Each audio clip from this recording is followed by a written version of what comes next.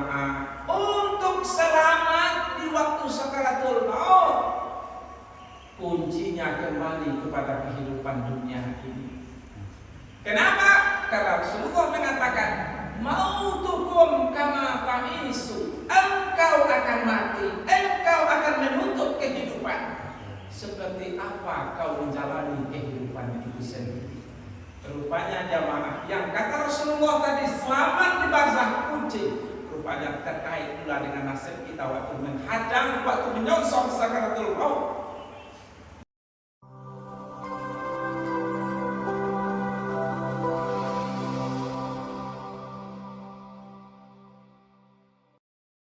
Bismillahirrahmanirrahim. Assalamualaikum warahmatullahi wabarakatuh. Alhamdulillah. Alhamdulillahillazi amarana bil iman, amarana bil iman. Asyhadu an la ilaha illallah lahul mulku wa lahul alam. Wa asyhadu anna Muhammadan abduhu wa rasuluhu sayyidul anam. Allahumma shalli wa sallim ala sayyidina Muhammad wa ala alihi wa ashabihi ajma'in. Ma'asyiral muslimin rahimakumullah, jamaah subuh, hadirin wal hadirat kama Allah yang kami hormati. Alhamdulillah, segala puji bagi Allah Subhanahu wa taala. Mudah-mudahan jemaah kita yang hadir ini merupakan usaha kita. Ini adalah ikhtiar kita, bagaimana kita bisa berbuat yang terbaik untuk masa depan kita. Masa depan di sini, kalau kami katakan masa depan, ya penekanannya itu kepada akhirat. Kalau lahu mulah 60 jemaah lah limo itu kalau disebut masa depan, ya bayangan pikiran itu akhirat, jangan ke dunia dulu lagi. Kenapa? Taruhlah 60 kan? Jadi masa depan yang kita prioritaskan tanpa mengabaikan dunia jemaah, tentu arahnya kepada akhirat. Bagaimana target awal kita jamaah, target terbesar kita, yaitu selamat di alam barzakh, tentu dengan husnul khotimah. Kenapa target kita di alam barzakh? Karena barzakh itu gerbang akhirat. Nabi pernah mengatakan, al-kubru awalul munazil akhirah, fa'il jaminhu fama ba'dahu ayyasar minhu, fa'il lam yujaminhu fama ba'dahu asyad minhu. Kubur adalah gerbang akhirat. Siapa yang selamat di kubur, insya Allah ia akan selamat di proses-proses alam-alam berikutnya. Tapi siapa yang tidak selamat di kubur, ia akan lebih menderita di proses-proses alam berikutnya. Dengan kata lain jemaah, yang selamat di kubur, insya Allah di depannya ada surga. Siapa yang tidak selamat di kubur, maka di depannya ada neraka. Ini yang kita khawatirkan. Selamat di barzakh jemaah, kita akan lebih mudah menempuh alam-alam berikutnya. Kenapa? Karena setelah barzakh ada ba'as. Setelah ba'as ada masar, alam masar. Setelah alam masar ada hisab. Setelah hisab ada jazaa, hari pembalasan. Di sana baru ada surga, di sana baru ada neraka. Kalau di barzakh, ini doa yang sering diucapkan oleh para imam kita. Tidak ada surga di barzakh, tidak ada neraka di barzakh. Yang ada nimriya bil jannah atau hukrominan. Yang ada hanyalah salah satu taman di antara taman surga, dan mungkin salah satu jurang dari jurang neraka. Ini yang kita khawatirkan. Apakah nanti kubur kita berada salah satu di antara taman-taman surga, atau kubur kita jemaah salah satu bentuk atau salah satu jurang dari jurang neraka. Makanya jemaah, kita bagaimanapun kita wajib menargetkan harus selamat di alam barzakh. Tak ada pilihan lain. Kenapa? Karena alam barzakh itu kunci. Untuk selamat di alam-alam berikutnya kita wajib bagaimana kita harus selamat di barzakh. Jemaah, ini kata Rasulullah. Oleh karena itu jemaah, bagaimana cara kita selamat di barzakh? Hadirin yang terhormat, kita tahu jemaah, barzakh itu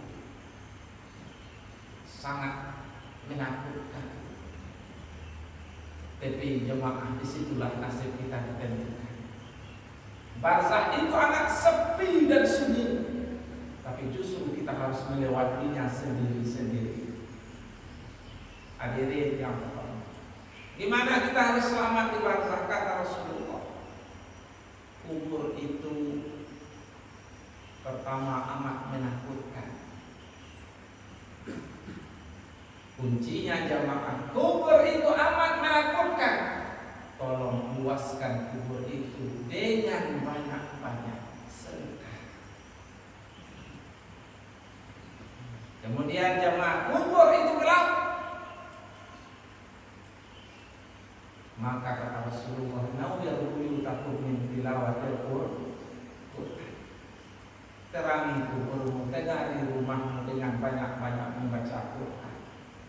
Banyak baca Quran. Iqra'ul Quran fa innahu ya'ti yaumal qiyamah syafi'an li ashabi. Baca oleh Quran. Kenapa? Karena Quran akan datang di hari akhir. Syafi'an li ashabi. Ia akan menolong para sahabatnya. Siapa sahabatnya? Hamilul Quran, yang dekat dengannya di waktu hidup di dunia. Dia sering bersahabat dengan Al-Quran. Jamaah, gelapnya kubur insya Allah bisa diterangi oleh sering-seringnya kita membaca Quran. Sedangkan kalian ketiga jemaah, kubur itu sempit, kubur itu menakutkan. Tolong luaskan dengan banyak-banyak bersedekah. Sedekah. Inna sedekah mana pasat nilman. Sesungguhnya sedekah itu tidak akan mengurangi harta. Ini konsep, ini prinsip dalam agama Islam. Sesungguhnya sedekah tidak akan mengurangi hartamu. Jamaah, ini sulit untuk kita yakini. Kenapa? Karena fakta di waktu kita mengeluarkannya, harta kita berkurang. Tapi kata Rasulullah, tidak. Artinya apa? Di saat kita bersedekah, Allah akan mengatur skenario bagaimana harta yang kita keluarkan. Allah punya cara untuk menggantinya. Hadirin jemaah yang saya muliakan, jadi jemaah, kembali ke hadis tadi. Untuk selamat di alam akhirat, kita harus selamat di barzakh. Untuk selamat di barzakh, kita wajib selamat di waktu sakaratul maut. Sakaratul maut kita jemaah ada dua.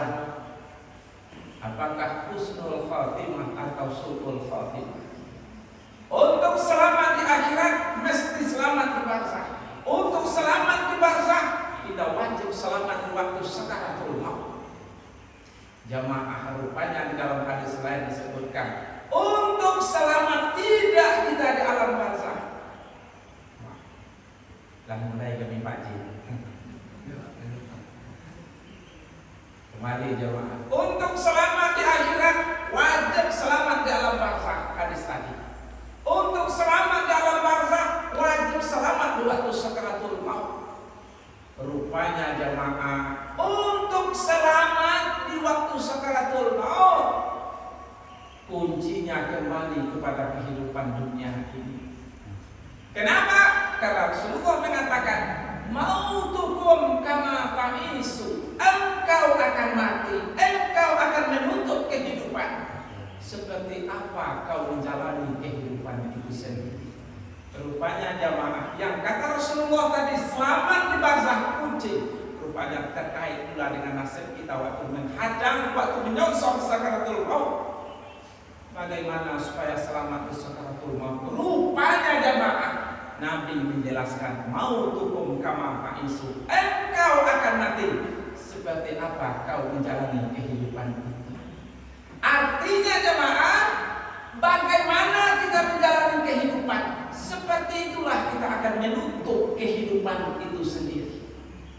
Insya Allah berdasarkan hadis ini jemaah, orang yang melewati hari-harinya, orang yang menjalani waktu-waktunya penuh dengan kebaikan,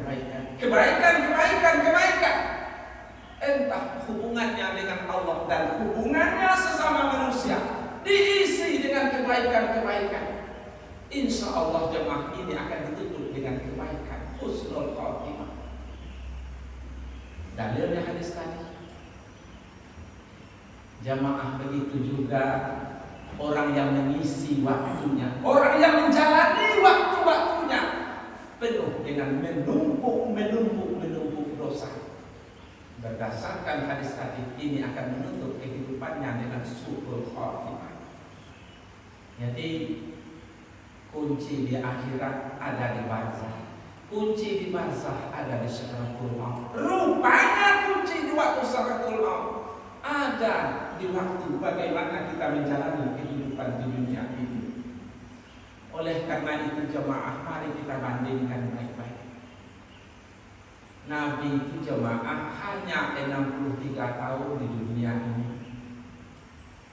Dan Nabi hari ini jemaah sudah 1435 tahun di barzah. Ustaz, ini kanlah ompet boleh, ompet limo. Jangan lupa jemaah, Nabi itu masih hidup setelah hijrah selama 10 tahun. Jadi 1445 itu kurang 10. Kenapa? Waktu Nabi hijrah Nabi berumur 53 tahun. 53 tahun di Madinah Nabi masih hidup 10 tahun. Hitungan tahun hijrah kan dimulai dari waktu Nabi pindah. Karena sejak Nabi pindah itu sudah 1445 tahun, kurang 10 tahun. Berarti Nabi sudah di alam barzakh selama 1435 tahun. Sedangkan Nabi hanya di dunia ini jemaah 63 tahun. Dan Nabi sudah di alam barzakh sampai hari ini 1435 tahun. Jadi perbandingan ini, haruskah karena mencari kenikmatan, mencari kesenangan yang hanya di 63 tahun? Kalau menurut ukuran umur Nabi kan, karena Nabi pernah mengatakan umur umatku seumur aku. Kalau berlebih tak banyak lebihnya, kalau kurang pun tak banyak kurangnya. Dan oleh karena itu jemaah umatku seumur aku. Nabi 63 tahun di barzakh.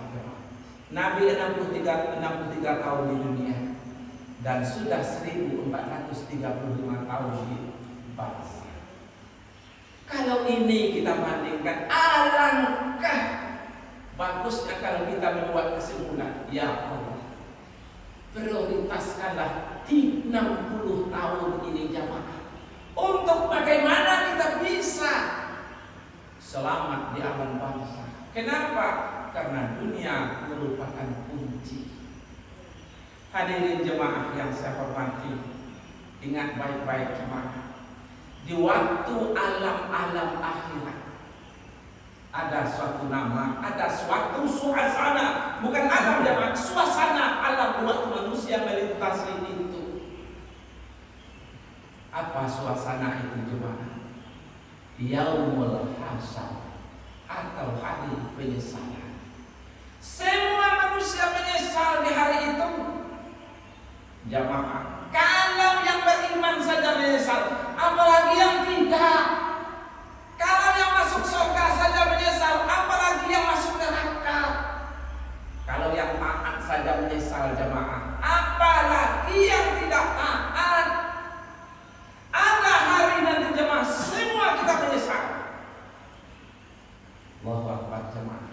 hari itu semua kita menyesal. Sebuah tamsilah pernah dibuat oleh Nabi Isa alaihissalam kepada kaum Hawariyin. Waktu itu Isa alaihissalam dengan kaum Hawariyin ingin memasuki sebuah lubang gua, yang dalam gua itu ada airnya. Apa kata Nabi Isa waktu itu jemaah? Kaum Hawariyin, di waktu kalian lewat nanti di dalam lubang gua yang gelap itu, apapun yang kalian injak, kalian ambil, kalian akan menyesal. Yang tidak mengambil juga akan menyesal. Coba bayangkan jemaah, bingung kaum Hawariyin, diambil menyesal, diambil menyesal. Akhirnya lewatlah kaum Hawariyin di dalam lubang batu yang gelap itu jemaah. Ada yang mengambil karena dia berpikir kalau tidak diambil menyesal. Ada yang tidak mengambil, kenapa? Kalau diambil menyesal, maka lebih baik tidak diambil. Akhirnya lewatlah pasukan kaum Hawariyin itu di dalam gua yang gelap. Sampai di seberang, jemaah tengoklah apa yang dikatakan Isa tadi. Ada yang mengambil dan masukkan ke dalam sakunya. Sampai di seberang lalu ditengok. Kenapa? Karena yang mengambil berpikir kalau tidak diambil menyesal. Yang mengambil, kalau tidak diambil menyesal. Sampai di seberang jemaah ditengoklah apa isi yang mereka ambil waktu lewat di dalam gua yang gelap itu. Akhirnya jemaah ditengok di dalam saku, rupanya emas intan berlian. Yang tidak mengambil menyesal. Yang mengambil menyesal. Kenapa menyesal? Kenapa diambil sedikit? Inilah jemaah. Begitulah suasana di akhirat nanti. Yang taat menyesal. Kenapa? Sebetulnya kita bisa lebih taat daripada hari ini. Jemaah, yang tidak taat pasti menyesal. Sebetulnya jemaah kita masih bisa duha. Sebetulnya jemaah kita masih sanggup tahajud, tapi tidak kita lakukan. Sebetulnya jemaah kita masih bisa berbagi kepada tetangga kita, kepada orang-orang di sekitar kita, tapi itu jarang kita lakukan. Ini calon-calon orang yang akan menyesal.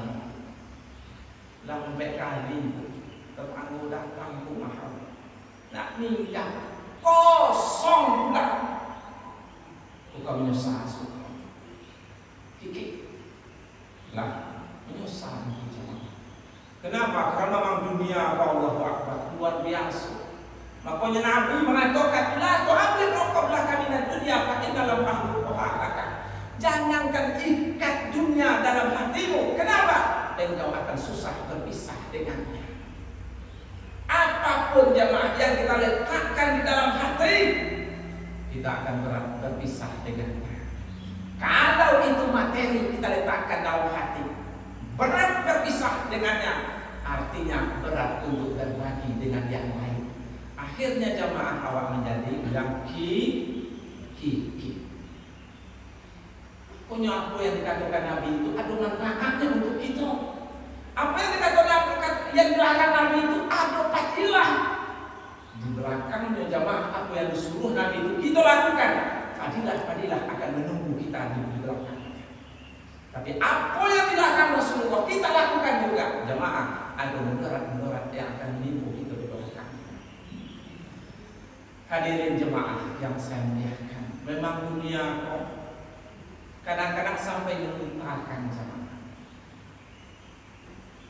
Nabi Isa alaihissalam pernah ada kaum Hawariyin itu menawarkan diri kepada Isa untuk menjadi pendamping Isa, untuk menemani Isa, untuk menjadi pelayan Isa di sebuah perjalanan. Isa, tolong bawa aku, tuntun aku, didik aku, bina aku. dan aku ingin jadi pelayanmu di sebuah perjalanan. Kata Isa, baiklah. Bawa Isa jamaah dengan muridnya lagi, kaum Hawaria. Oleh Isa karena perjalanan itu panjang, dibawalah 3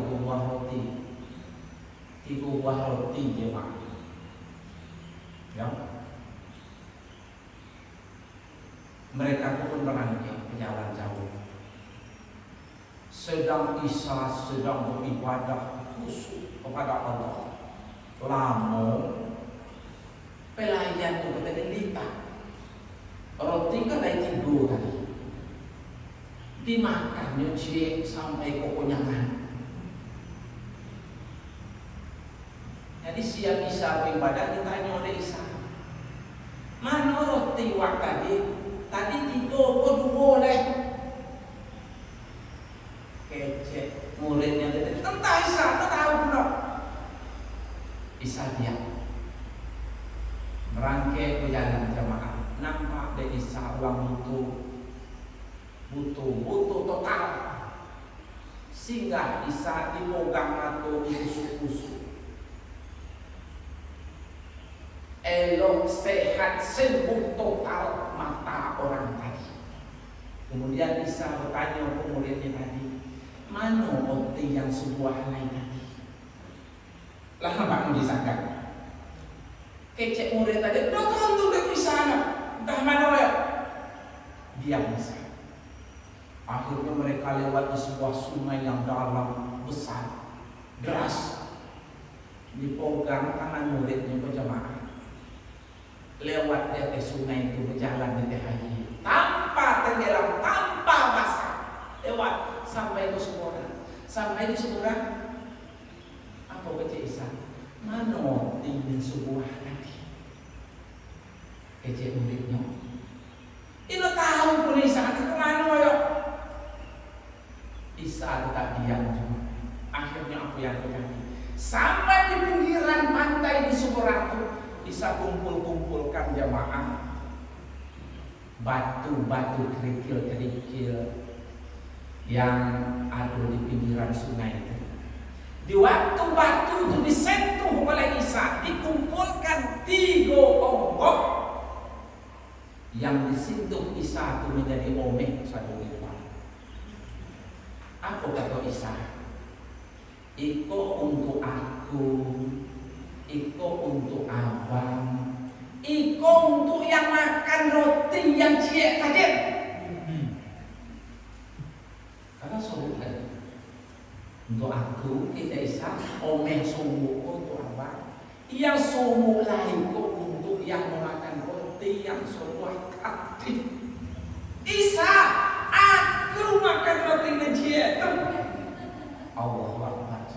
Itulah jenis bentuk bagaimana dunia bisa membukakan hati Allah. Mukjizat tak mampu untuk membuka hatinya. Rupanya jemaah dengan dunia baru bisa itu dibuka, tapi rahasia kebohongan punya tadi. Aku jawab Isa jemaah, kalau model itu baiklah. Ambil depan kutiko-tikonya. Tapi kita berpisah sampai di sini. Berpisah jemaah. Isa berangkat, murid tadi, baiklah Isa, tidak masalah. Akhirnya punyoinyo ketigo-tigo. Setelah Isa hilang dalam pandangan, Isa sudah berangkat jauh.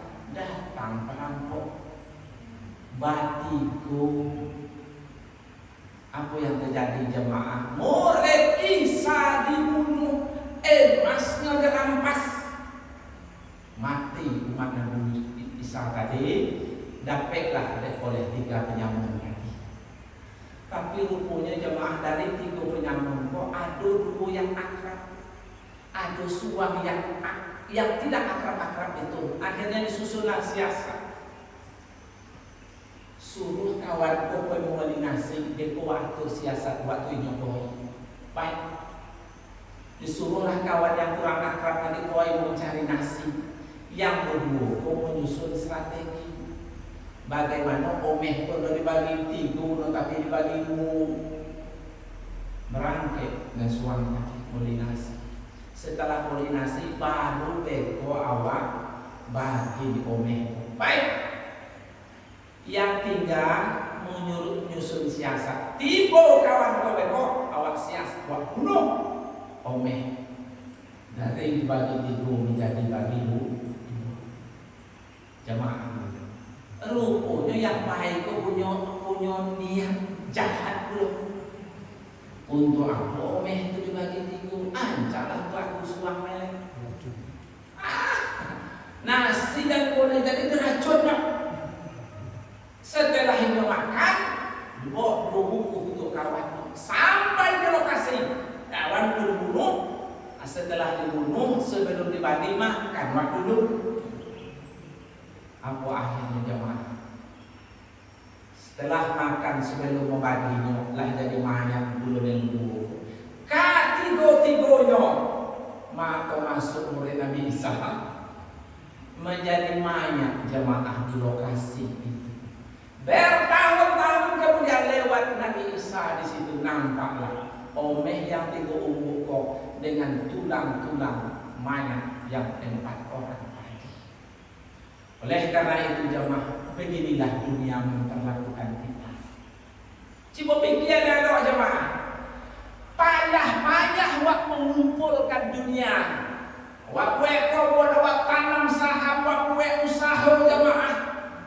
Seketik wak menikmatinya, tapi ingat di akhirat nanti tanggung jawabnya atas nama Allah. Coba jemaah wak pikir ada di umur hari bawa masih mulai usaha. Dan itu tak salah. Tak salah. Tapi ingat jemaah, usaha yang kita lakukan itu, ikhtiar yang kita buat itu, sedikit sekali kita menikmatinya, lebih banyak dinikmati oleh orang-orang di belakang kita. Tapi ingat, tanggung jawabnya di akhirat atas nama kita. Adil nak tuh? Nggak adil kan? Tapi kalau awak yang mengusahakan, awak yang mengumpulkan, awak yang mencarinya, kemudian awak yang menikmatinya, nggak masalah. Nanti kalau di akhirat kita yang bertanggung jawabkan, nggak masalah. Tapi sedikit sekali kita menikmatinya. Tapi ingat jamaah, di akhirat nanti itu atas tanggung jawab kita. Oleh karena itu mudah-mudahan jamaah kita selalu waspada terhadap dunia ini. Kenapa? Karena sebelum kita menyesal di akhirat nanti. Hadirin jemaah yang terhormat, terakhir mungkin jemaah bertanya dalam hati, apa yang kita sesalkan nanti di akhirat? Satu jemaah, banyak ungkapan-ungkapan penyesalan manusia-manusia setelah sampai di alam barzakh. Ada dalam surat Sajadah, farji'na na'mal sholihan innahu. Ya Allah, kembalikan kami ke dunia. Na'mal sholihan, kami ingin beramal soleh. Itu kan ungkapan penyesalan penduduk di alam barzakh. Ada juga jemaah, Rabbana akhirna ila ajalin qarib. Ya Allah, tunda kematian kami walaupun sedikit saja penyesalan. Ada juga dalam surat Yasin, ya wailana man ba'asana min ba'dina hadza ma wa'ada rahman wa sadaqal mursalin. Siapa yang telah membangkitkan kami? Celakalah kami sekarang. Hadza ma wa'ada rahman, inilah hari yang dijanjikan oleh Allah Subhanahu wa taala. Wa sadaqal mursalin, benarlah rasul-rasul itu. Menyesal. Ini kan ungkapan-ungkapan, ratapan-ratapan orang menyesal sampai di alam barzakh. Ada tipu yang sesalkan jamaah, dan hati-hati terhadap yang tipu. Penyesalan yang pertama adalah karena jarang bersedekah. Kiki, jangan ragu-ragu untuk hubungan musuh pemain. Belanja ke pasar dengan tipu rumah, bekerja pada kenapa? Entah mau. Dah kehausan sana. Aku sana singgah ke sebentar. Itu kayak kodai jus dulu. Minum situ dulu. Ikuti rumah. Bekerja pada kalau yang akan kerja makan.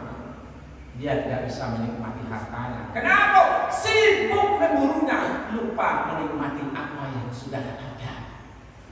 Jamaah, aku pernah mengecek dengan uang kayu jemaah. Lepel kayunya zakatnya lah miliaran. Atau kayu itu loh. Mungkin Pak Haji kenal dengan Haji Gani. Nah, Mahto. kan baru dia. Ucapkan baru. Cerita ku dengan ini kan istri ini kan adalah arahan soalnya. Cerita ku dengan ini. Kalau bisa itu ku keceknya, aku tak tahu apakah berdaya entah itu haji kan. Keceknya, aduh tahap awak mampu berusaha, aduh tahap awak menikmati. Iya, lain jadwal awak berinvestasi, aduh jadwal awak menikmati no gitu jemaah. Awak boleh berikhtiar, jangan sampai datang, yo mohon maaf, entah yo dah no, datang Batak Kristen ni no. Kenapa? Dapat ikut buat kemarin, kami lo kau menikmati. Bila kau awak berbagi. Jadi kalau awak siap ikut, boleh ikut, kalau sudah kau berencana ikut jamaah yang akan tadi. Jamaah yang susah mencarinya, orang lain menikmatinya. Ingat nanti di akhirat atas nama awak tanggung jawab kan rugi. Jadi yang pertama sedekah jamaah. Ingat hadis populer setiap subuh, "Mamin yaumin illa malakani yanzilani fayaqulu ahaduhuma."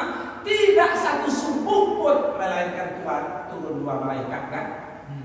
Fayaqulu ahaduhuma, dan mereka berkata salah satunya, Allahumma a'ti munfiqan khalafa. Yang satu Allahumma a'ti munfiqan khalafa. Ya Allah, gantilah harta-harta orang pemurah. Yang di timur mengatakan, ya Allah, musnahkan, hancurkan harta-harta orang yang telim. Jadi yang pertama sedekah jamaah. Yang kedua, menyia-nyiakan masa muda. Kau akan menyesal. Wasababaka qabla haramaka. Muda memang sebelum tua. Itu yang kedua. Yang ketiga jamaah, yang kita sesalkan karena tak mau mendengar. Kan menyesal. Kun aliman, au muta'alliman, au mustami'an,